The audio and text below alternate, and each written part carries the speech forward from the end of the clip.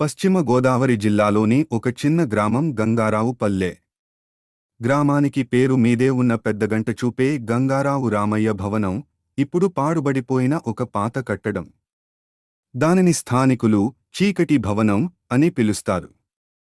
సూర్యాస్తమయం తర్వాత ఆ భవనం దగ్గరకు వెళ్లడం సాహసంగా భావిస్తారు. రాత్రి వేళలలో ఆ భవనం నుండి విరబోసే విన్యాసాలు, భయంకరమైన అరుపులు, వింతగానాలు పల్లె ప్రజల మదిలో కుదుపు సృష్టిస్తాయి. ఆ భవనం వెనుక ఒక పాత కథ ఉంది. 20 ఏళ్ల క్రితం గంగారావు అనే ధనవంతుడు ఆ భవనంలో కుటుంబంతో నివసించేవాడు. కాని పక్కపల్లె నుండి వచ్చిన ఓ క్షుద్రతంత్ర ప్రవీణురాలిని ప్రేమ పేరుతో అతను నమ్మించాడు.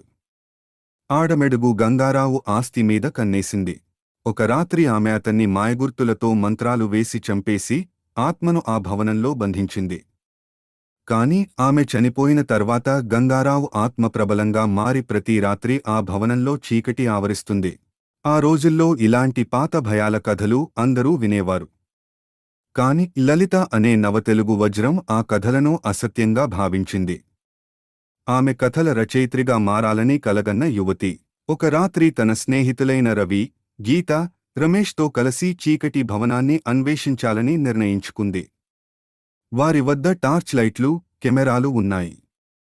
దూరంగా వినిపించిన పాము చప్పుడు, కప్పుల అరుపుల మధ్య భవనం చేరుకున్నారు.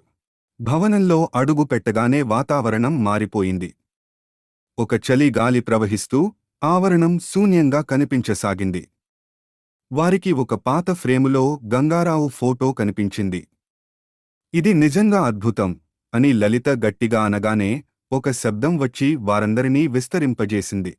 ఎవరు నా శాంతి భంగం చేస్తున్నారు అనిపించిన శబ్దంతో గదిలోని వాటిల్లూ ఊగిపోయాయి. స్నేహితులందరూ భయంతో ఉక్కిరిబిక్కిరైపోయారు. లలిత మాత్రం ధైర్యంగా ముందుకు వెళ్లి గంగారావు ఆత్మను ప్రశ్నించింది. అతను తన కథ చెప్పాడు. అతని ఆత్మను విముక్తి చేయాలని కోరాడు. లలిత తన జ్ఞానం ఉపయోగించి ఆ శక్తిని శాంతపరిచింది. ఆ తర్వాత గంగారావు ఆత్మ భవనాన్ని విడిచిపెట్టింది.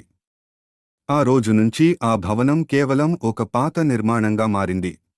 పల్లె ప్రజలు లలిత ధైర్యానికి ప్రశంసించారు.